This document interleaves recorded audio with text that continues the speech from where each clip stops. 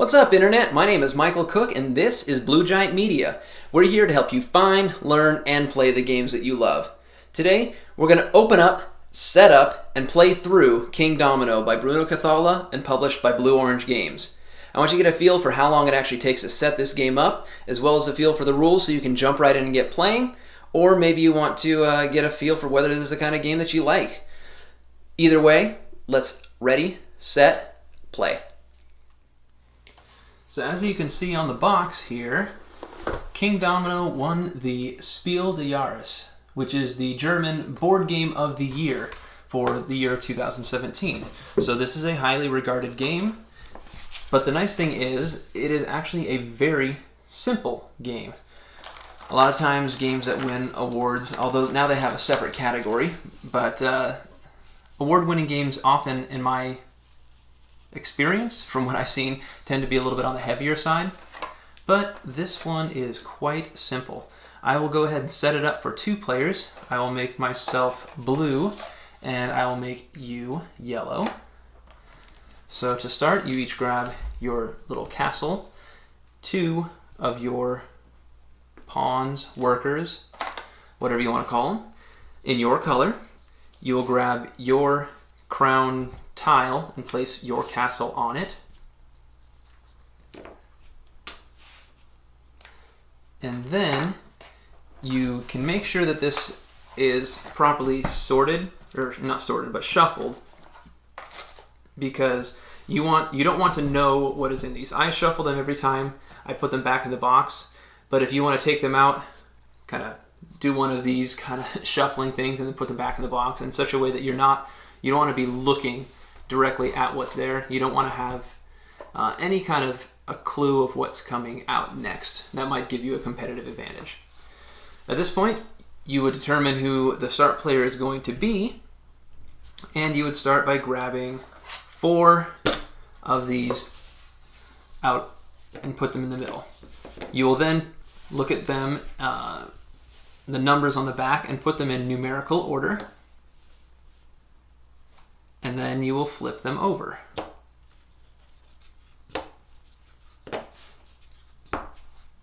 Now, for the sake of this game, I will choose that I'm going first. So we will alternate in a 2-player game, which I should have said. I will be setting this up as a 2-player game. In a 2-player game, you'll be taking 2 of these pawns. In a 4-player game or 3-player game, you will be just using 1 of them. So in this 2-player game, you're going to get to choose twice. So we will be alternating. Me, you, at least for the first turn, because it will be changing every single turn after that. So let's say I would like to grab this tile right here. Then maybe you decide that you want to go for this one right here. Foolish or not, I'm not going to... let's just say that's, for the sake of argument, that's what you went for. And then I go for this one, and you go for this one. Now, before we actually grab those, we will be putting out the next set of tiles. We will place them in numerical order again. And then we will flip them over. Now, the order from here is now the order we will choose the next ones. So you'll start by claiming the tile that you had requested or claimed, I guess picking up the tile that you claimed and adding it to your countryside. You can add it, it has to connect from the beginning to your starting square. After that, the starting square counts as any terrain for placement. After that, you cannot place a tile so that it touches, you could not later go like this, because this would have to touch another mine. Since you don't have any other mines, and you can't go like this to make your desert touch the fields, you would have to make sure that this comes off of your castle piece. And that can be facing whatever direction that you want. The only constriction is you cannot make your castle go bigger than 5 by 5 in a 3 or 4-player game. And in a 2-player game, you can build out to 7 by 7. But if you ever were to set a tile, let's say you went like this, and if you were in a 3 or 4-player game, you could not then place one here, because now you are 6 wide. And since we are in a 2-player game, if you chose to go like this, not allowed because now you are 8 squares wide. So let's just say you went there, but now you will be the first one to choose from what's coming up here. And at this point, maybe you say, all right, well, I want to get at least one of these, but I want to go further forward if possible. Then I would get to place this one and choose one of these. And maybe I say, well, I like the green, or not the green, the water, since I'm about to place another one of those, and I want to make a big area of that. And then maybe I grab this one, and maybe I'm going to go like this to try and spread out my different terrain types. And I'm going to take this guy right here, and I could go here and kind of keep you from getting these crowns, because the crowns, so at the end of the game, the way you will score, you will look at each terrain type. So you'll look at your fields. In this instance, you have a field that is 2 squares, but you do not have any crowns in there, so that is 0 points. And unlike some games, you're not just going to look at your largest section of each, you're going to look at every single segment of each terrain type. So if we look over here at my field, there are 2 squares of grass and 4 crowns. So we say 4 crowns times 2 squares is 8 points. So I have 8 points already represented here. So in other words, that first round, you allowing me to get both of those would have been a really bad move. And going here would be a smart move to keep you from getting too much going with your forests. So you will also, there is a breakdown in the rule book that shows how many of each square are represented. So there are 12 different squares of desert that have no crowns, and 5 squares of desert that do have a single crown. So you can kind of see that which ones are the most prevalent, which ones are most likely to get some crowns. There are no double crowns for desert. There are double crowns for the fields, no double crowns for water, but there are double crowns for the wasteland, I guess you'd call that, swampland. There are no double crowns for the forest, but you can see there are 16, 12, and 21, so there's more desert than anything else, but the fewest crowns. So maybe you can have a really big area of desert that has 3 or so of these in there, you might get 30 points. Whereas you might end up coming over here, there are very few mine squares, but they go up to 3 crowns. So you might end up getting just 3 or 4 in one chunk, but you might have 6 or 7 crowns in there. So that's 6 times 4, you might have 24 from just those 4 squares, whereas you maybe got 30 from 10 squares here. So you got to kind of look at this and get a feel for how much you might want to push into one area or the other, or that helps you value these. But you also always have to consider what the turn order might be coming out next. So let's say I went there, and then you go here.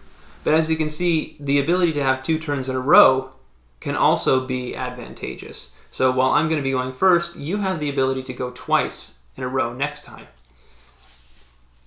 Now when you place these, you are allowed to go like this, so long as at least one of your 2 squares touches something that is the same terrain type. And remember, the crown tile in the middle counts as any terrain type for placement of tiles, not for scoring at the end of the game. Now you can also play, if you just want to go to 5 by 5 with 2 players, you just have to remove a certain number of tiles from here, which off the top of my head I can't remember, but it is...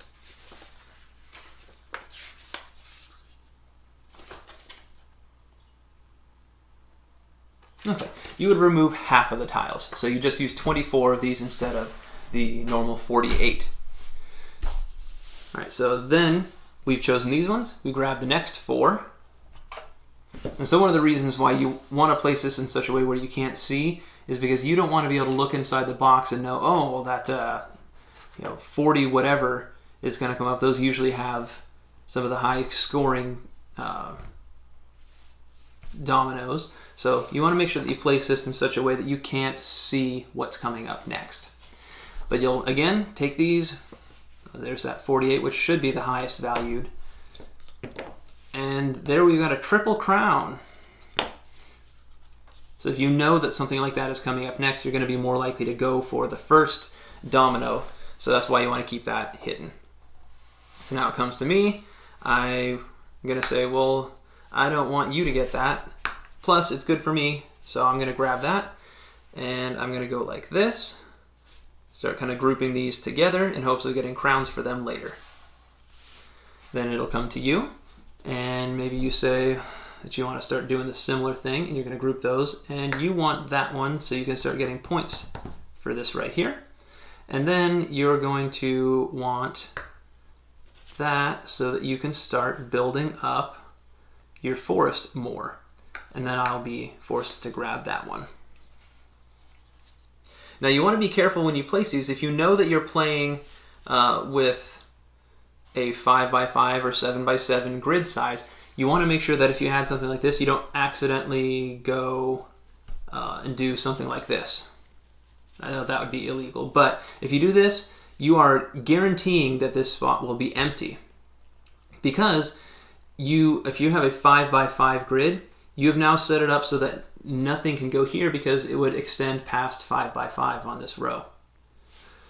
So be aware of what you're doing so you don't accidentally cut yourself off from a square. That is something that is very common, and especially in your first game. So be wary of that. Make sure that you don't cut yourself off. So I'll put this here, and then we will grab another 4, set them in order, 32, 33, 23. All right, flip them over and begin placing these. So you would take this and say, well, this looks pretty good for what you want. You like your odds of being able to get one of these later. So you'll grab this one, and we're currently set to play 7x7. So you are safe going like this. Then it'll come over to me, and you know, I have 1 crown in my forest. I will likewise go ahead and grab, well, now I'm going to go there and see what you do. So I'll take this, and I'm going to put it so that things with crowns have more terrain connected to them.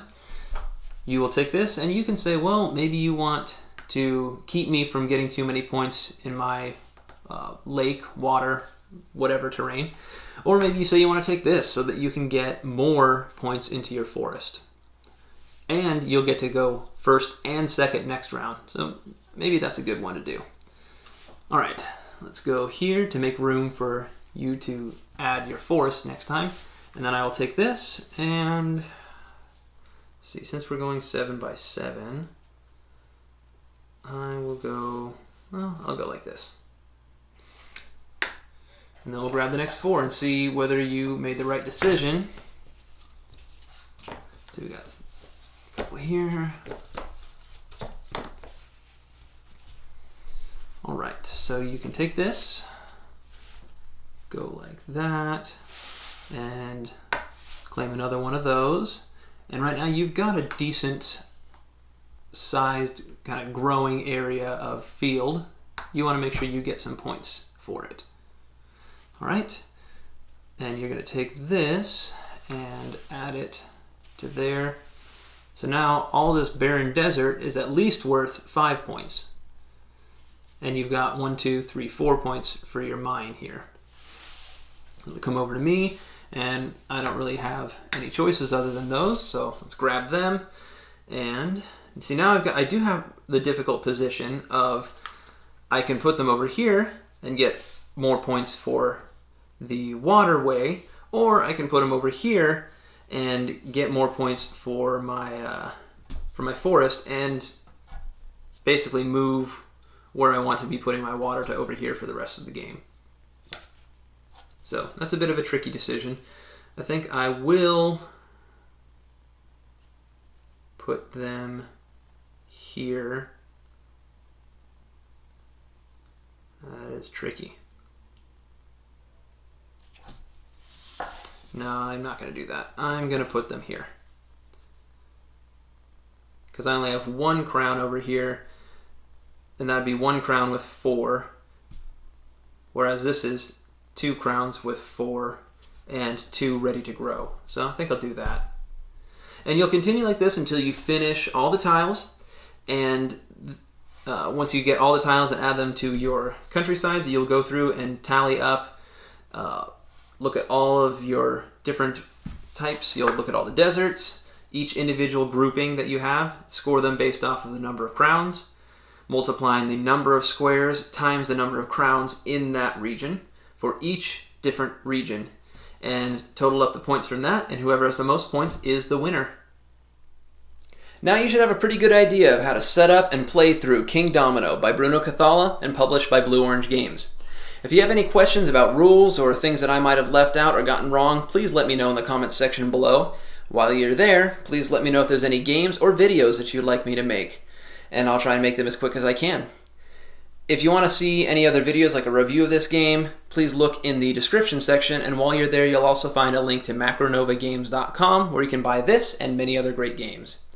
Until next time, I want to thank you very much for watching. Please like, share, and subscribe if you like what you see, and as always, have a wonderful day.